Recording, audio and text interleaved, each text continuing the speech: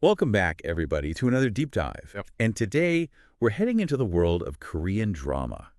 We're going to be taking a look at the careers of three pretty big names you've probably heard of. At least one of them, maybe all three. Kim Go Eun, Gong Yoo, and Dong Wook. A real power trio. They are. And what's really cool is that they all came together in this massively popular drama called Guardian, the lonely and great god, better known as Goblin to a lot of fans. But we're not just going to list out their accomplishments, you know. We really want to dig into how each of these actors kind of built their careers, what their journeys have been like, and then how that all led to this, super significant K-drama. Yeah. Because sometimes, one project can really be that turning point for multiple people. Totally. And we've got some awesome stuff to work with today. We've got this YouTube video from Movie Mania that gives us a good rundown of the Goblin plot. Okay. The basics. Exactly. And then we've got all this other info about each actor's whole career. So it's going to be really interesting to see how it all connects. Yeah, it's like piecing together a puzzle. Perfect analogy. All right, let's kick things off with Kim Go Eun. So she was born on July 2nd, 1991 in Seoul, South Korea. She's currently with BH Entertainment. And here's a fun fact. She actually lived in Beijing for about 10 years, so she's fluent in Mandarin Chinese. Wow, that's impressive. Right. I always wonder how experiences like that, living in another culture, must impact an actor's perspective. Yeah. And she clearly was academically gifted as well. Went to K-1 High School of Arts and then got early admission to the Korea National University of Arts, where she studied acting. That's pretty huge. It is. I mean, that kind of training, starting so young, plus that international experience, it must have given her a really unique foundation. Totally. So her debut was really something else. It was in this 2012 film called Amuse, also known as Eunjio. She played the title character, a 17-year-old girl who becomes the muse for this older poet. Okay, and what was it like? So the film itself was definitely controversial. I mean, it sparked a lot of debate because of the subject matter. But her performance, Kim Go Eun's performance, was just universally praised.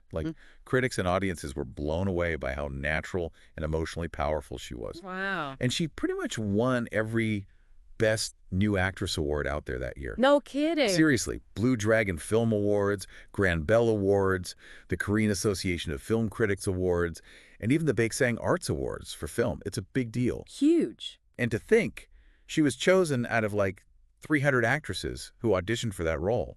And then she just nails it first try. It really put her on the map. Yeah, talk about making a statement. Totally. And then, get this, after all that, she actually takes a little break from acting to finish her studies. That's interesting. You don't see that too often. Right.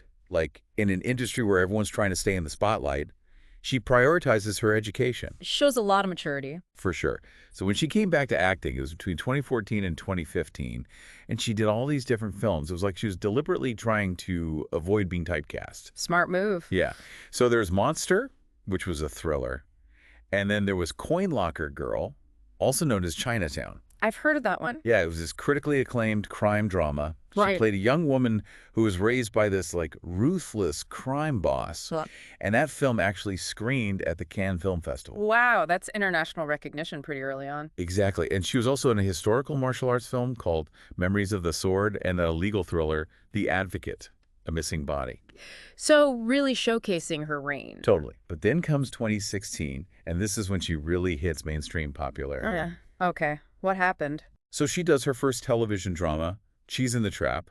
She played this hardworking university student named Hong Seol, and she gets involved with this manipulative senior. The drama was super popular, although it did have some controversy because it was adapted from a webtoon, which for anyone who doesn't know, it's like a digital comic that's really big in Korea. Yeah, I've heard of those. And sometimes adaptations can get a little messy if they deviate too much from the original. Fans can be pretty passionate. Totally. Yeah. But even with that, this role really introduced Kim Go Eun to a much wider audience. Makes sense. K-dramas have a huge reach. Absolutely. And then, of course, we have to talk about Guardian, the lonely and great god, Goblin. This drama aired from 2016 to 2017, and it was a straight-up cultural phenomenon. It became one of the highest-rated Korean dramas ever. I remember that. It seemed like everyone was watching it. Everyone was. And she played Ji Eun-tak, the Goblin's bride. She's this cheerful high school student who's destined to change the Goblin's fate. And the chemistry between her and Gong Yoo was off the charts. Yeah, people were raving about that. They were. And this drama really boosted her international recognition like crazy. It was a global hit for sure. It was. But even after Goblin, she just kept going with all these different projects. In 2016, she was in this heartwarming film called Canola. Then in 2018, she did a coming-of-age film, Sunset in My Hometown. And in 2019, she starred in a romantic melodrama called Tune In for Love. Staying busy. Oh, yeah. And in 2020, she was back in the fantasy romance world with the King, Eternal Monarch, alongside Lee Min-ho. She actually played dual roles in that one, which is pretty challenging. It is. And how was the drama received? It was interesting. Like, the expectations were super high because of the big names involved, but the reception was kind of mixed. Yeah, sometimes it's hard to predict what's going to resonate with everyone. Totally. But then, in 2021, she did this really innovative drama called Yumi Cells. It was so unique because it blended live action with animation to show the inner thoughts and feelings of her character, Yumi, this ordinary office worker. Oh, I heard of that. That sounds really cool. It was. And it was a big hit. They even did a second season in 2022. Also in 2022, she was in Little Women, which was loosely based on the classic novel. And she was in a musical film called Hero, playing a court lady. Most recently, just last year, 2024, she was in this blockbuster occult film called Exuma. Wow, she doesn't shy away from any genre, does she? She doesn't. And she's got even more films coming up, like Two Women in Woon-young and Sang-yeon. It's really impressive, her range. It is. I think one of her biggest strengths is her naturalism. Like, she makes her characters feel so genuine, even when they're in these crazy situations. She's believable. Yeah, and she can handle so many different emotions. You really know what her characters are going through. And she's super versatile. It seems like she'll try anything. She's done physical transformations for roles, learned new skills.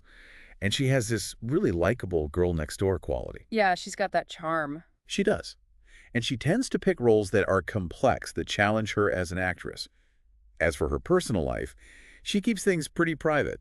We know about her past relationship with the actor Shin Ha-kyun, which ended in 2017.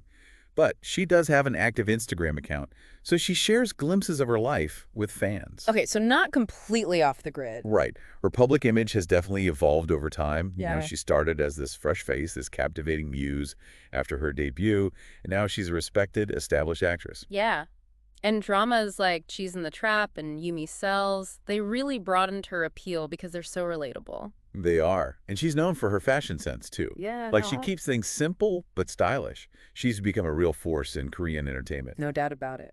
Okay, ready to move on to Gong Yoo. Bring it on. This is one of the actors I know. He is a big one. So his real name is Gong Jikyul, but his stage name, Gong Yoo, is actually a combination of his parents' family names. Oh, that's sweet. Right. It's like a tribute to his family. He was born on July 10th, 1979 in Busan, South Korea. And he's currently with the agency management SOP. He studied theater and film at Kinhee University, so he's got that academic background. A solid foundation. Yeah. And another little fact, he's Catholic, and his baptismal name is Joseph. Okay. So how did his career get started? He officially debuted in 2001 with a supporting role in a KBS drama called School 4. There's that school series again. Seems like a lot of actors get their start there. It does. And for the next few years, he basically just worked his way up, doing lots of supporting roles in both dramas and films. Paying his dues. Exactly. Some of the dramas he was in during those early years include Hard Love, 20 Years, and Screen. And then on the film side, there was My Tutor Friend, Spy Girl, S Diary, She's on Duty, and also a drama called Hello, My Teacher. A good mix of projects. Yeah, he was definitely gaining experience learning from all these different roles. It's all part of the process. Totally. And then his big breakthrough happened in 2007 with the NBC drama Coffee Prince. This show is huge. It made him a Holly star, which basically means he became super popular internationally. Yeah, Coffee Prince was big everywhere. It was. He played Choi Hon-kyul, this like charming but kind of reluctant heir to a company. And he falls for this woman who he thinks is a man. Ah, the classic mistaken identity trope. Exactly. And his chemistry with the actress Yoon Eun-hye was amazing. People still talk about it today. Yeah, they're iconic. There were. And this drama really cemented his image as a leading man, especially in romantic comedies. It's a tough image to shake. It can be. Yeah. But he's managed to do it pretty well. So after all that success, in 2008, he enlisted for his mandatory military service, which is a big deal in Korea for all men. Yeah, it's a rite of passage. Exactly. He served in the Public Relations Department, and he actually hosted a daily radio show for the Korean Forces Network. Cool. A way to stay connected with fans. Exactly. He finished his service in late 2009, And his first project back was a romantic comedy film called Finding Mr. Destiny in 2010. But there's this other film from 2011 that was a real turning point for him, Silenced. I've heard of that one. It's a heavy topic. It is. It's based on a true story about abuse at a school for deaf children. Oh, wow. Yeah, it's heartbreaking. And he actually read the novel the film is based on while he was in the military. He was so moved by it that he was a big part of getting the film made. That's really admirable. Right. And it had a huge impact. It sparked a lot of discussion and actually led to changes in Korean law to better protect vulnerable people. This role really showed that he was interested in doing more than just romantic comedies. Yeah, it showed a different side of him. Definitely. And after that, he just kept exploring different genres. In 2012, he did this body swap romantic comedy drama called Big with Lee Min-jung. And then in 2013, he was in an action thriller film called The Suspect. In 2016, he was in this really intense melodrama called A Man and a Woman with the amazing Jeon Do-yeon. And then later that same year, he was in another massive international hit, Train to Busan. Oh, man, Train to Busan was so good. It was. It's a zombie thriller, and it did incredibly well, both critically and commercially. I remember reading that it was one of the biggest Korean films ever, globally. Yeah, it was a huge deal. He played a divorced father who's trying to protect his daughter during a zombie outbreak. It's definitely not your typical romantic comedy role. He was great in it. He was. And then, of course, we come to Goblin. Back to the drama that brought us here today. Exactly. So in 2016, he took on the role of Kim Shin, the Immortal Goblin.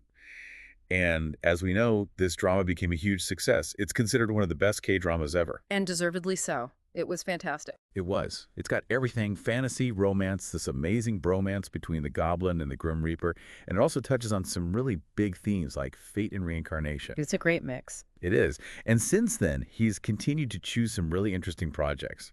In 2019, he was in Kim Ji-young, born 1982. It's a film based on a novel that sparked a lot of conversation about gender roles and sexism in Korean society. He played the husband. And in 2021, he was in a sci-fi action thriller called Seobok with Park Bo-gum. And then, of course, there was that iconic cameo in Squid Game. I loved that. He was only in it for a bit, but he made such an impression. He did. And that same year, he also starred in a sci-fi series on Netflix called The Silent Sea. And he's got more coming up. He'll be back for Squid Game Season 2. And he's also going to star in a new Netflix series called Trunk. He's definitely keeping busy. He is. And his acting is just so versatile. He can be charming and funny, but he can also be really intense and emotional. He's got this natural charisma, but he can also convey a lot of depth. And he clearly thinks carefully about the projects he chooses. Yeah, he seems drawn to stories that have something to say. He does. And let's not forget his chemistry with his co-stars. It's always great. Especially in Goblin and Coffee Prince, you really felt the connection. Totally. Now, despite his fame, he's a pretty private person. He doesn't have any personal social media accounts, though his agency does keep fans updated. Makes sense. Got to keep some things for himself. Right. He said that he enjoys things like basketball, movies, and music. And he's mentioned before that his ideal type is someone who's intelligent, funny, and comfortable to talk to. Down to earth. Yeah. And he's got a great public image. He's a Hallyu icon. He's influential in fashion. And he does a lot of charity work, especially for children's causes. He's a class act. He is. Oh. Okay, let's talk about Lee Dong Wook. He was born on November 6th, 1981 in Seoul.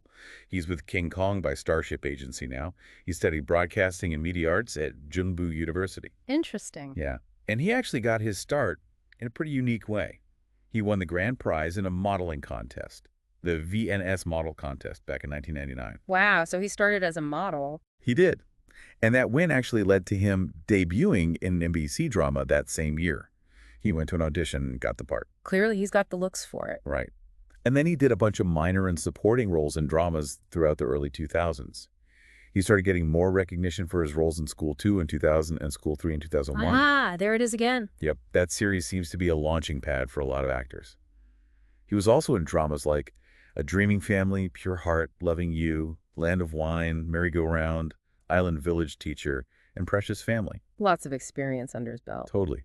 And then came his big breakthrough in 2005 with the SBS drama My Girl. Okay, what was that one about? So he played this wealthy hotel heir named Seol Gong Kan. He hires this woman to pretend to be his long-lost cousin. Classic K-drama setup, right? Definitely. And it was a huge success, not just in Korea, but all over Asia. It made him a Hallyu star. That same year, he was also in a drama called Hanoi Bride. So 2005 is a big year for him. It was. But after those hits, he made a conscious effort to take on different kinds of roles so he wouldn't get typecast. A smart move. Definitely. Yeah. So in 2007, he did a romantic comedy film called The Perfect Couple. And then in 2008, he was in Heartbreak Library, which was a melodrama.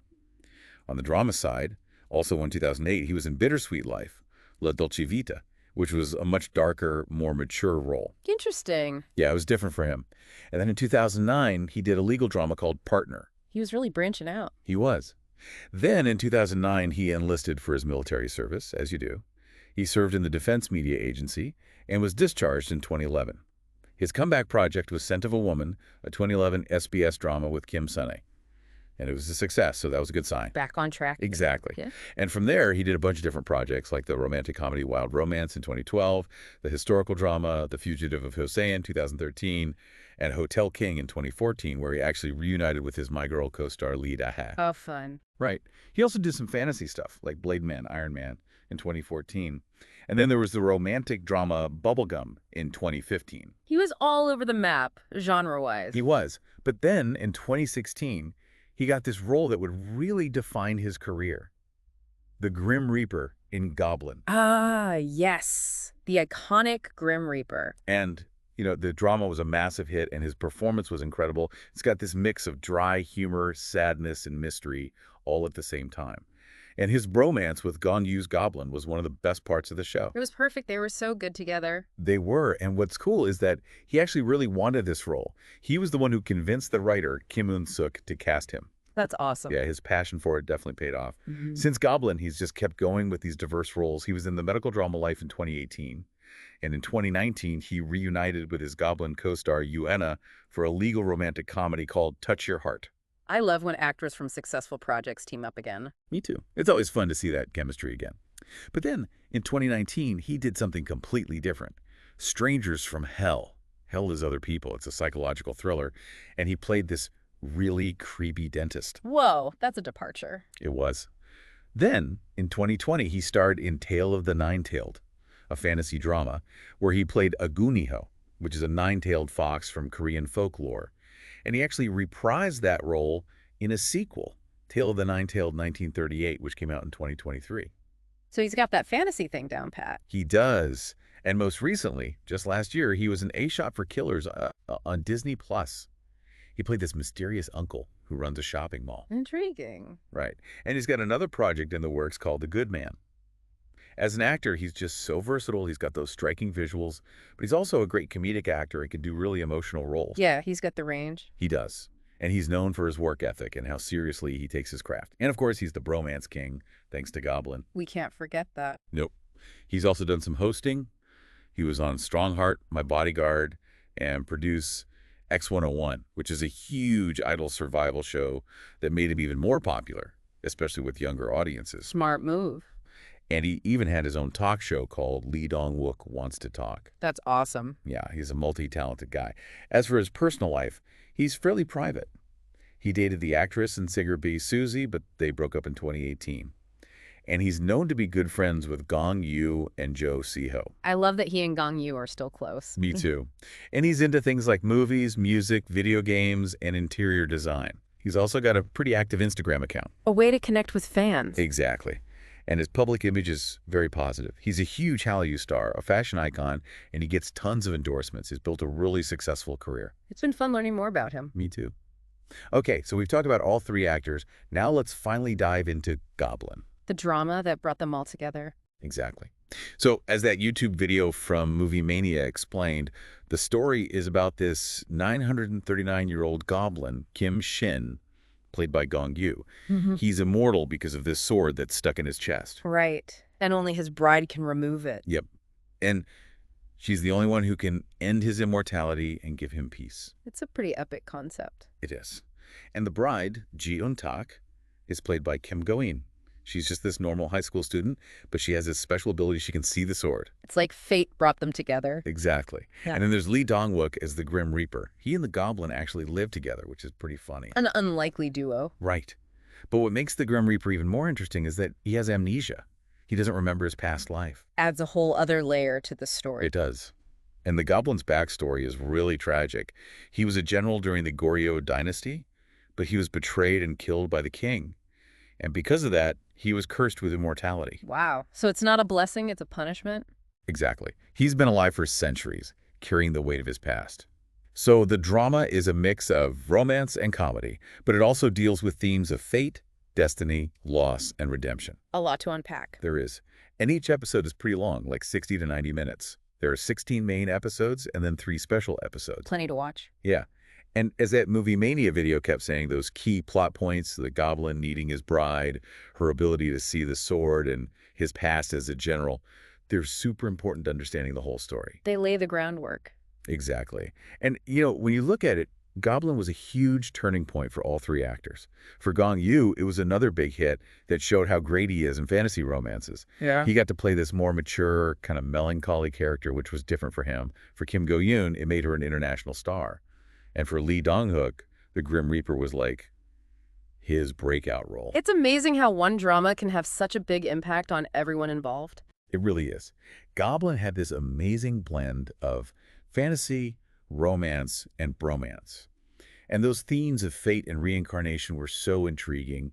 The storytelling was captivating, the cinematography was beautiful, the music was memorable. It all came together perfectly. It did, and I think one of the things that makes Goblin so special is how it captured this sense of longing and the search for connection. These characters are all searching for something, whether it's peace, love, or just a sense of belonging. And I think that's something that really resonated with audiences. Absolutely. It's universal. It is, and that's what makes these 3 actors and this drama so compelling. They're able to tap into these very human emotions, these desires that we all share, and present them in this visually stunning and emotionally powerful way. I think that's what makes Korean entertainment so captivating. It's not just about the spectacle, it's about the heart of the story. And I think that's why Goblin and the careers of Kim Go Eun, Gong Yoo, and Dong Wook continue to fascinate people all over the world. Well said. I think that's a great place to leave it for today. I think so, too. But I'm curious, for everyone listening, what do you think it is about these particular actors that makes them so successful? Is it their talent, their charisma, their choice of projects, or maybe something else entirely? Let us know in the comments, and we'll see you next time for another deep dive. See you then. Bye, everyone.